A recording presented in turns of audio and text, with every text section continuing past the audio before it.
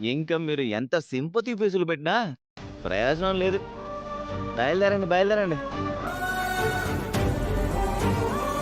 ఇక ఈ నాటితో ఈ ఇంట్లో ఆవని చాప్టర్ క్లోజ్ అయినట్టే.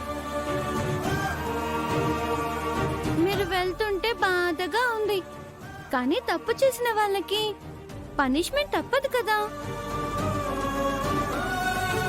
తల్లి కూతుళ్ళు ఎంతకాలం మమ్మల్ని సాధించుకు తిన్నది వేధించుకు తిన్నది చాలు.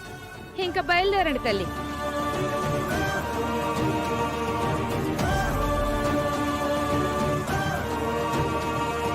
ఇప్పటికీ ఏది నిజమో ఏది అబద్ధమో అర్థం కాని అయోమయ స్థితిలో ఈ మేనమామ ఉండిపోయాడు.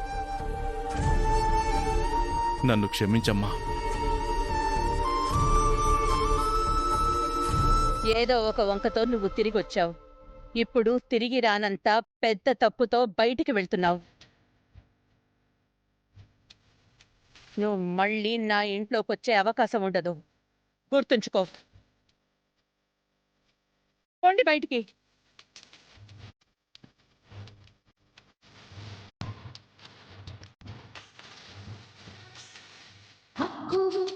శ్రీమతిగా పక్కనుండు పార్వతిగా.